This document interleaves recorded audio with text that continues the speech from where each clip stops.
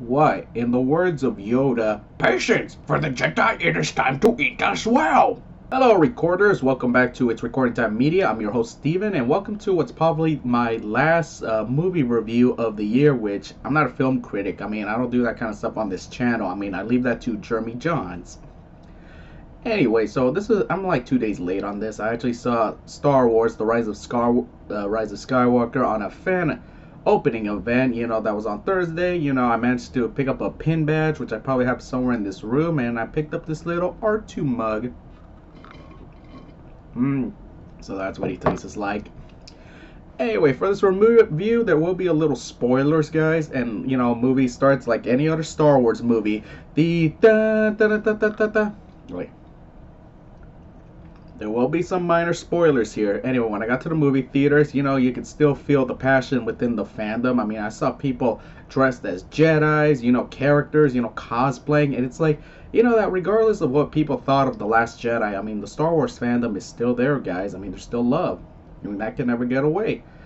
And, you got into the theater, the movie, like every other Star Wars movie, start the same way. John Williams' excellent theme, title crawl. What do you expect? The same exposition, and then the movie begins with Kylo Ren talking with Palpatine and who Snoke was.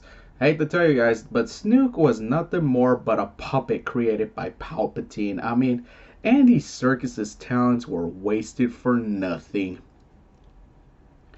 And it's like, part of like the issue that I had with this film is like it's like we see so many repetitive things like, oh, bring so and so into the dark side.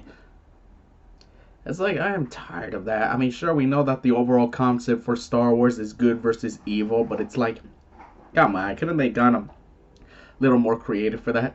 And apparently Palpatine's master plan for everything is to give, Kylo Ren, or Rey in this case, like an armada, an arsenal of big old, ships, guys, like that could blow up that have the power of a Death Star, which you guys could say these are mega super star destroyers. But you see, they get an army of those, and they each all have the power to blow up a planet, and it's like, so you find a way to minimize the Death Star, and it's like, oh man, we're tired of that concept. I mean, couldn't they have done something else? That's one of the beefs with this film. And of course, we see Rey, like not really coming to terms of deciding what to do. We see her doing some force training with Leia. And Carrie Fisher for this film, she actually received the top billing for this film, which is very good. Happy to hear. But she appears in mostly like footage from like they had for The Force Awakens and The Last Jedi, and probably a little alterations in between to like work around this. Like, so all of her stuff was pretty much on green screen, which they were able to do around. And yeah, I thought it was a touching moment between her and Leia. It's like, we all miss you, Carrie, and we only wish you were still here. That way they could have probably gone into more depth with it, but they had to do what they could do. And for the new characters, like throughout these whole films, yeah, Rey has been one of my favorites, and of course Kylo Ren.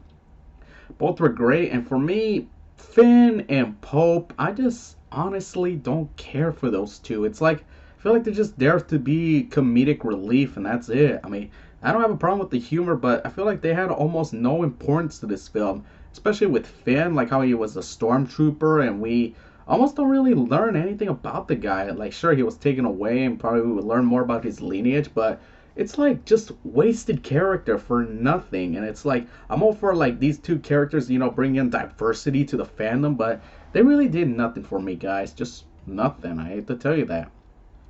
It's like just wasted potential. I think they should have worked on it. Like the whole film, the whole trilogy just revolves around Rey and Kylo Ren's, conflict. I mean, no romance, just conflict, which is good.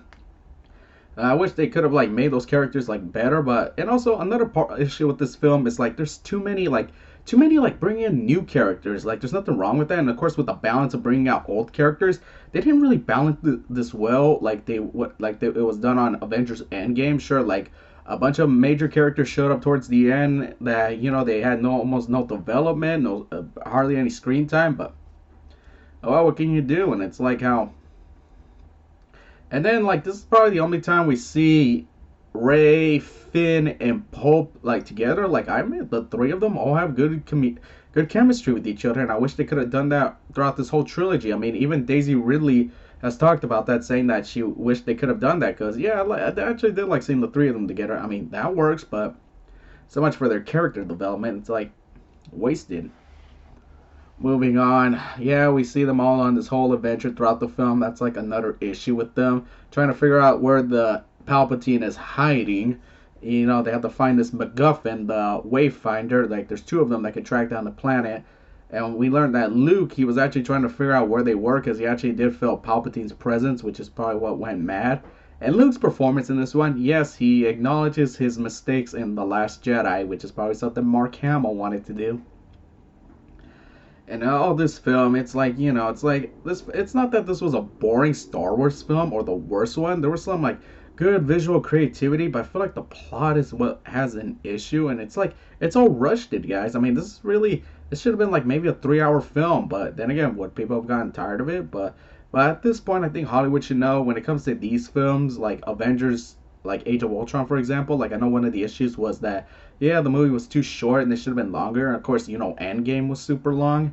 It's like this one should have been a 3 hour film, guys. It's like 4 hours of material crammed into 2.5 hours, and it's like, and of course, one of the reasons they don't want to say have longer films is because you know they take up a lot of like show times at the movie theaters. But it's like they should have like just done it, guys. It's like screw it, let's just do it. And yeah, I did like the final confrontation between Rey, Kylo Ren, and Palpatine.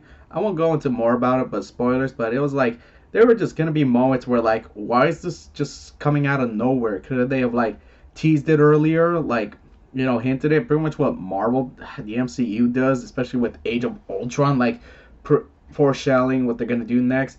Yeah, there are gonna be moments that will probably piss you off. It's like they should have like, why is it coming out of nowhere? Like, that's it.